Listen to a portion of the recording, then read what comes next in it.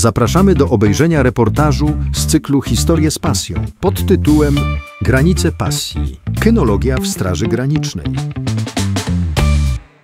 Ośrodek Szkoleń Specjalistycznych Straży Granicznej w Lubaniu to miejsce, w którym misja obrony granic zyskuje nowy wymiar.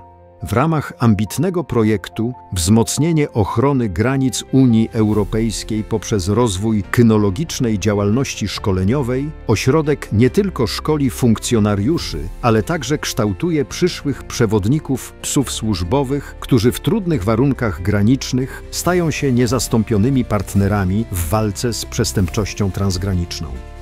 Kynologia to nauka, która skupia się na psie. W kontekście Straży Granicznej kynologia służbowa to zajmuje się psami służbowymi, ich wykorzystaniem w służbie, doborem tych psów o odpowiednich predyspozycjach, które zakupujemy do szkoleń tutaj u nas w ośrodku do realizacji zadań służbowych.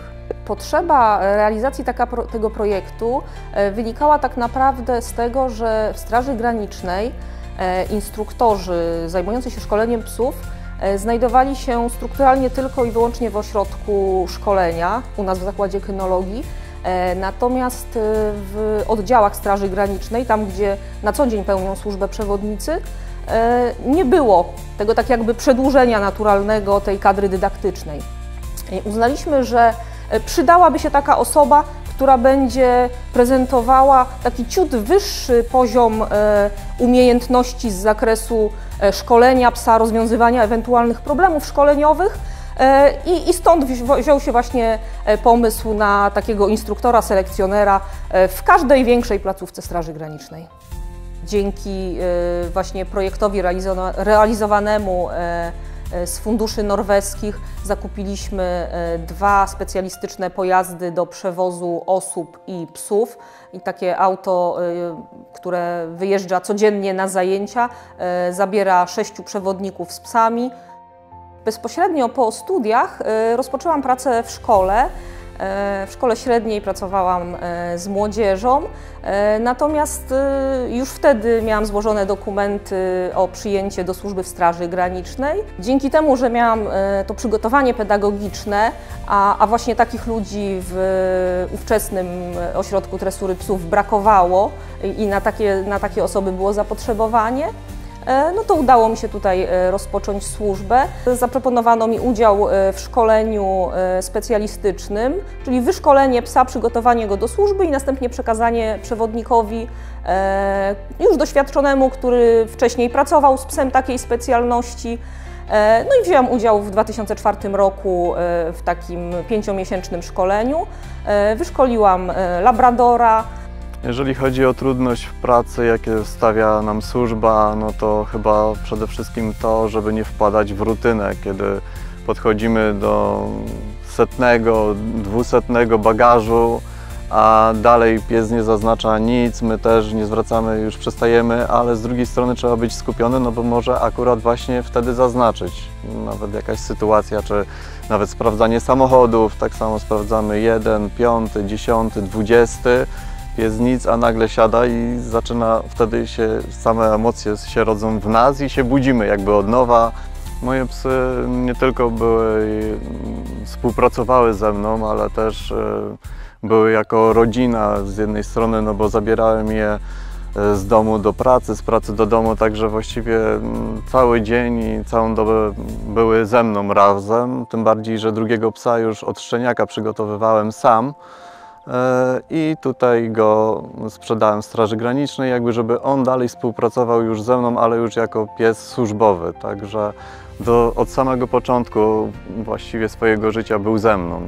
W ośrodku są organizowane kursy specjalistyczne, szkolenia kwalifikacyjne, różnego rodzaju przedsięwzięcia edukacyjne.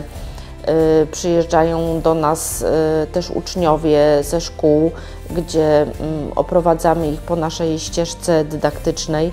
Pokazujemy, czym zajmuje się ośrodek, jaką prowadzi działalność, jak wygląda praca, służba tutaj.